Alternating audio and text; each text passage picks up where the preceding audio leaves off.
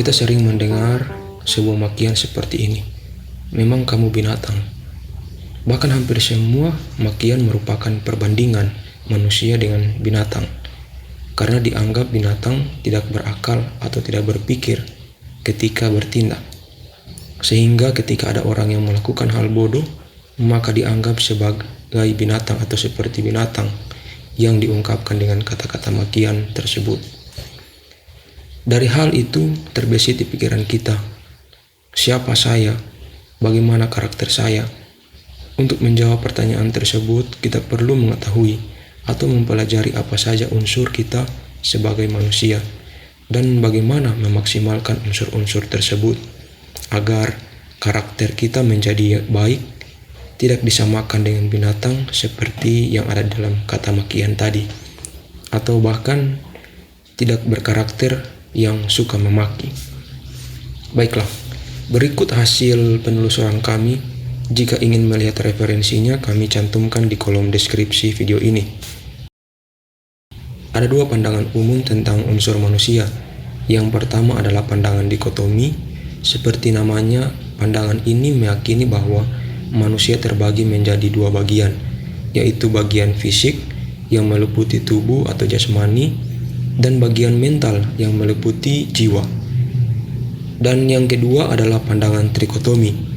Pandangan ini meyakini manusia terbagi menjadi tiga unsur, yaitu bagian fisik atau tubuh, yang kedua bagian jiwa atau mental, dan yang ketiga bagian roh, sesuatu yang supranatural. Mari kita pelajari satu persatu bagian tersebut, dan untuk lebih memudahkan kita akan membahas pandangan trikotomi yang juga sudah mewakili pandangan dikotomi, yaitu tiga bagian tubuh, jiwa, dan roh. Bagian pertama, fisik, tubuh atau jasmani.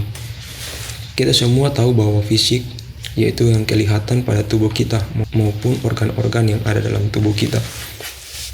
Adanya tubuh yang utuh ditandai dengan berfungsinya tubuh kita melalui indera-indera seperti indera mata melihat, hidung mencium, lidah mengecap, telinga mendengar, dan kulit merasakan sentuhan.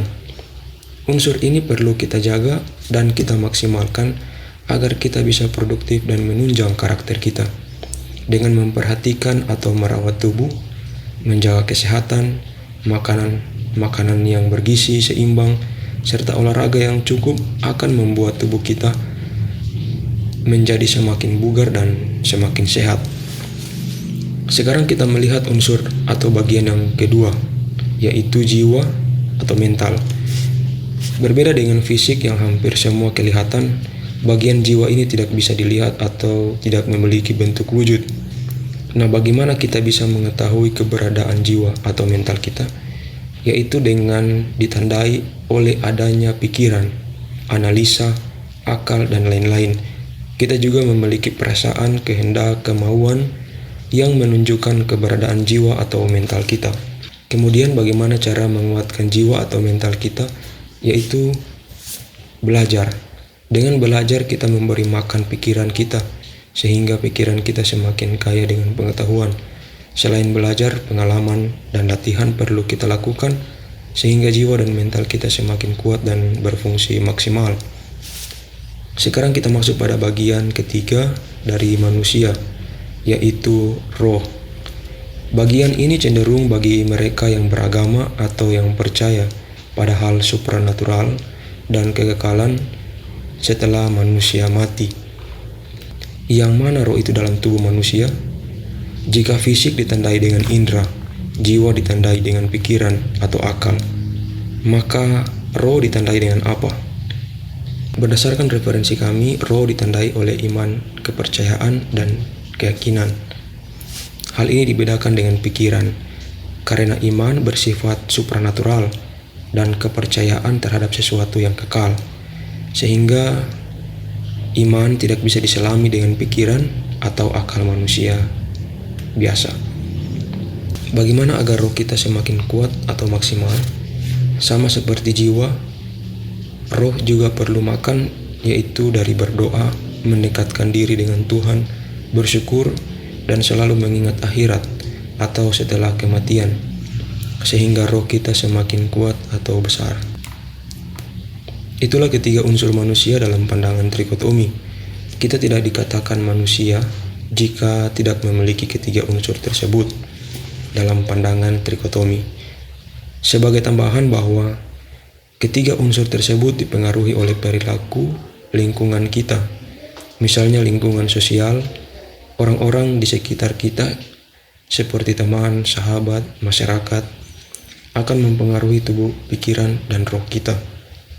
Kemudian lingkungan biologis pun seperti rumah yang bersih, polusi akan mempengaruhi kesehatan bahkan kualitas berpikir kita.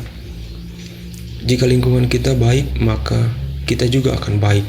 Misalnya kita tinggal di lingkungan orang-orang yang peduli, maka kita pun akan menjadi orang peduli dengan sesama. Sebaliknya lingkungan yang acuh tak acuh, tidak peduli, membuat kita menjadi apatis. Pengetahuan, sikap dan tindakan kita seperti peduli atau apatis tadi akan menjadi karakter kita. Oleh karena itu kita perlu memperhatikan hal-hal yang menjadi bagian atau makanan dari tubuh, jiwa dan roh. Karena apa yang kita lihat, dengar, atau rasakan akan menjadi makanan ketiga unsur tersebut. Makanan yang baik akan membuat karakter kita menjadi baik pula. Oke, setelah kita membahas ketiga unsur manusia tersebut, apakah bagian jiwa, mental kita mendapat makanan dari penjelasan ini? Ya, paling tidak pikiran kita menjadi terbuka.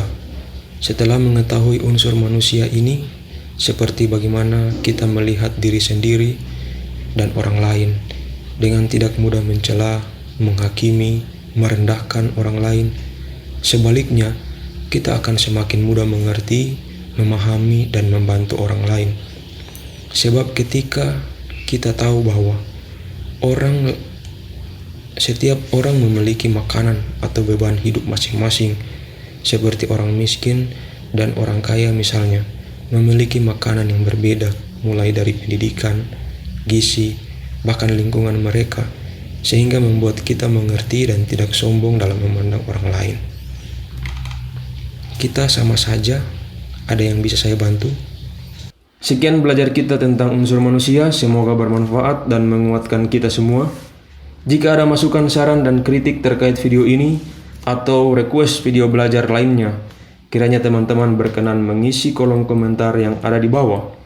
Dan jika bermanfaat, mari like, share, dan subscribe